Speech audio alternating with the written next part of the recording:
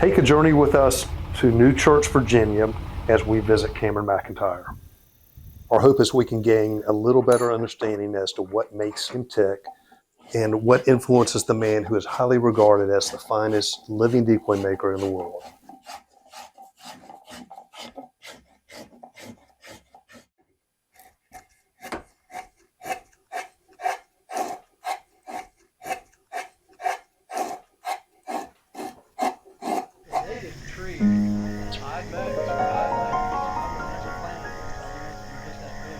When I was a kid, art, which included paintings and decoys, and hunting, to me, they were like my escape from reality.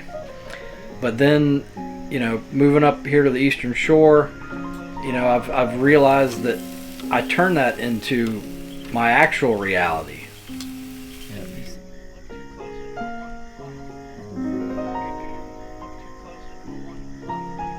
When you hunt, you develop a respect for the birds. Hopefully you do. Yep, no question. And then I realized when I started carving some of these things that you can only complete this or conceive this to the degree that you have the respect. Because when you're working on something like this project, when it's done, will take me maybe 4 months to do. Right. And, whereas I could carve out a working bird in maybe 3 or 4 days, to figure out how all this flows together and works together, you have to be dedicated, and it just teaches you about having even more respect for the birds, because it's like you don't realize what you don't know about them until you hang one of them up and say, oh my God, I've got a square block of wood here, and I've got to turn that block of wood into that bird. Right. With hand tools that were made some of these tools are 200 years old. Be the lowest piece, and the geese are going to lay in above that.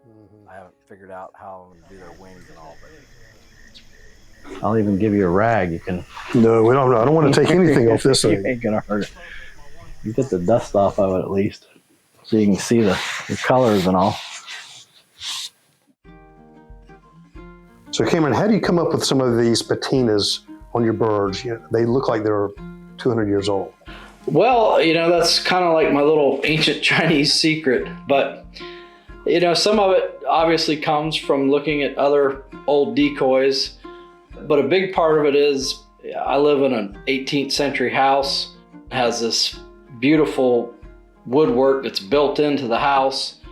So over the years, I've collected all kinds of chests and chairs and tables, and it's a combination of everything that I've seen, a lot of trial and error. I mean, almost everything I make is kind of like an experiment. I really and truly don't know how the patina is going to turn out. Sometimes it's a complete failure and I got to go back to page one and start all over again. I often get asked, how I come up with my designs and my forms, and this is going to sound weird, but I think there's some secrets that just kind of float around in the atmosphere. And I think if you're humble enough and appreciative enough and respectful enough that some of these secrets are bestowed on you. Yep. I don't know exactly who's doing the bestowing. I think it's maybe the spirits of these old carvers that are no longer with us and these old painters. It's like a gift. Yeah. Well, you've certainly been bestowed. I'm not perfect, and it's hard for me to make something that I think most people would consider being perfection. So I actually enjoy the beauty of imperfection, and I try to celebrate it on certain things. So your ballast. Right. I see a lot kind of in this hourglass type form. Is there any symbolism there? Yeah, there's a lot of symbolism there. Years ago, I used to just put a rectangular weight on them, maybe an oval weight. The weight didn't really have any special significance. And then, as I've gotten older and had some challenges here and there, one day it just kind of dawned on me to make the weight in the shape of an hourglass. And that's kind of like a modified hourglass shape. Because really time, when you think about it, time is the most amazing thing. you know, it's always ticking away. You can't slow it down. You can't stop it. You never know when your time's going to run out. Yeah. And so that hourglass, I just thought, you know, hey, an hourglass would be a great shape for a weight. And that is timeless. So.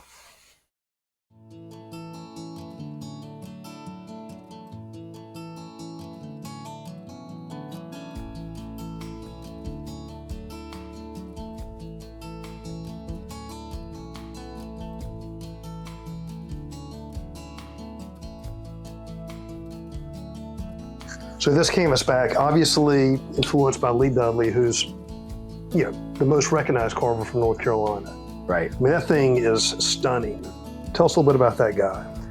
Great yeah, patina. I mean, this is absolutely a copy of a Lee Dudley canvasback. Mm-hmm. Not necessarily a particular one, but over the years, I've been very fortunate to have a lot of his birds in here for restoration. Yep. The form of these is just unbelievable because they just have this simple look about them. And when you sit down and try to make one, you realize you're in a quandary because there's a lot more complicated things going on than you first thought. So the Eli Dowdy style of birds, I've always been a big fan. You've got the carved intel. Why don't you talk a little bit about this bird here? A lot of people thought that Walter Brady, who was a guy from Oyster, Virginia, made these, and I really feel that these are made by Eli Dowdy. I think these are Eli Dowdy's earliest works, and you know, it's funny you should bring that up here because this is one of the early Virginia Beach shows. This is I noticed that when we walked in. 1980 Virginia Beach show, and I was at that show when I was about 12 years old. Yep. And so I saw that goose at the show, and I remember even at that age just really being taken by the form of that bird. And so this is, obviously my take on pretty much that same bird. Right. So this is a decoy that Craigie Andreessen consigned. Right. I remember first time I saw this going up to his decoy room, and man, I was weak in the knees. Incredible form, that patina, and I certainly want to, hear your inspiration on that. Okay. Almost has a Verity influence, maybe? Yeah, no, it's definitely a Long Island influence. Once again, going back to repairs, I remember a guy sent me 2 or 3 herons that had been found on Long Island that needed work on the necks and all. Yep. And they didn't look like this, and they were so beautiful. And the patina that was on them, I was just inspired. I made, a handful of herons, all different head styles, because this head is made from a red cedar limb, so they're all different, and so you never get the same two. This one you can see in the light is totally spoke shaped. I mean, this is a knife finish. Yep, I can see the tooling marks. So it's all, probably didn't touch it with sandpaper. Yep. It's just all worked down with a spoke shave. The head, I'm sure that I did use a rasp on part of it because red cedar, we're talking like eastern red cedar. It's a very hard, dense wood, but to me, it's a wonderful wood to work. But you will have to break out a big rasp on parts of that. And those carved eyes, I love that. Yeah, and then the eyes are obviously, a heron does have big eyes, but probably not that big. But I think those big eyes just sort of make it look more heron-like.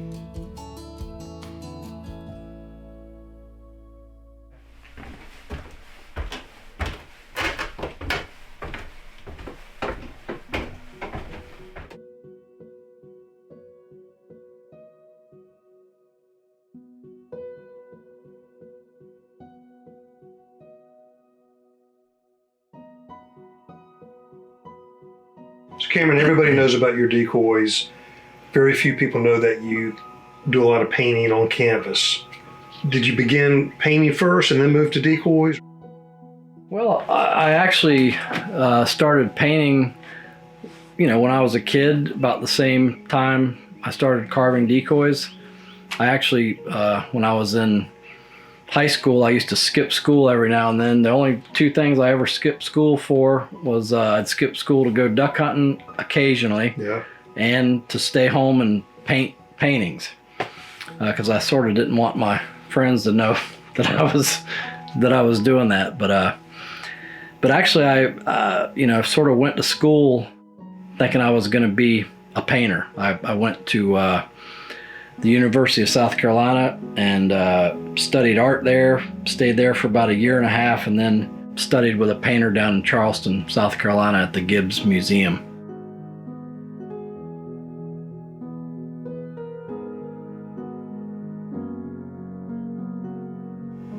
But yeah, when I moved up to the Eastern Shore, I was 20 years old. I was carving then, obviously, and painting, but I really didn't know what I was going to do. And the decoys kind of won out early on, simply because I could make a decoy and sell it for $75 or whatever, but a painting, in my heart, I sort of felt like painting was really serious business, and I just knew my paintings weren't good enough at that point to even attempt to try to sell. So I just kind of painted in secret for like 20 years with no one even knowing really that I painted. After that, I got a lot more confidence and started selling some of them. Yeah, well, they're great. I think the decoy collecting community would love to have the opportunity to buy one from time to time. Right.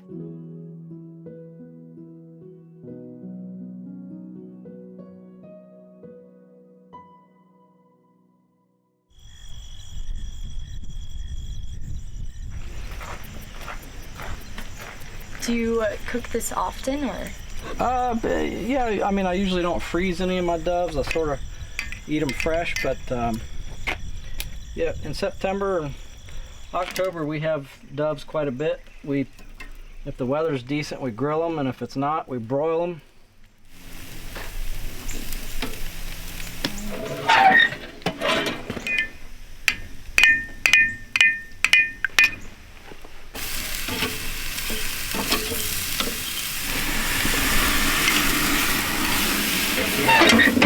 Let that for a minute or two.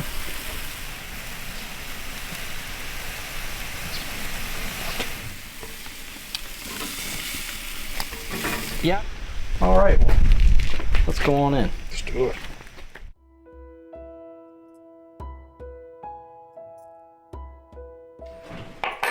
But I did it once. Yeah. Thank you all for doing this.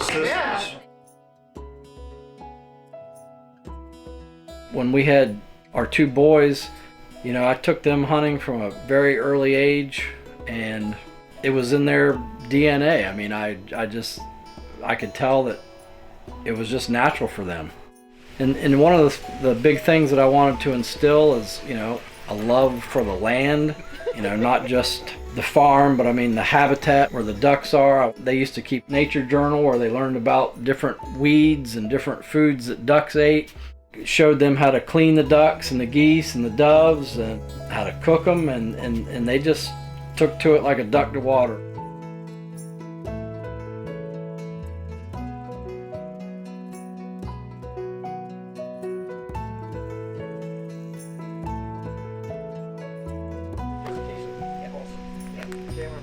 This is great.